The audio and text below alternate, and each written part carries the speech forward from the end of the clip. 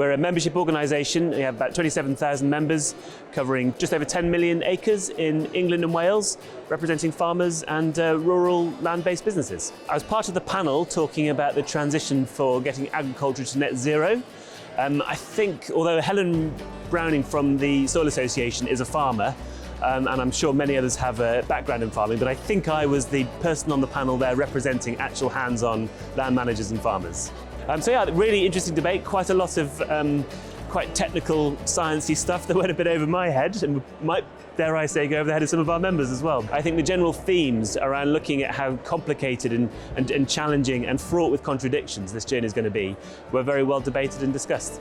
We're a very broad church, and we have some members who are a very far way down the journey of their transition to carbon neutral farming, environmentally friendly farming, and some for whom, for various reasons, they're not. And we have to appeal to all of them. I think fundamentally the sector is nimble. I think the sector will always produce the outputs that the market wants it to. So I think the job of the CLA is to try and help join the dots of all the different types of policies and encouragements and inducements and regulations that are coming down the track to ensure that we can get as many of our members there as quickly as possible. For our members, from what we've heard today, is an acknowledgement of the complexity. A specific area that we only just started getting into towards the end was around supply chain. And fundamentally, those of us that produce food on our land holdings, we want to try and produce that food in as much of an environmentally and carbon neutral way as possible, or on the way to carbon neutrality.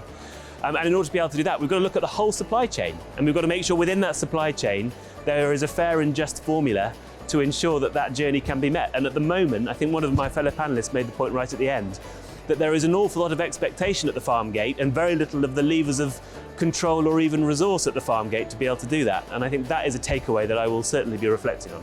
I think it's really good that in the UK we've got quite a variety of different types of shows.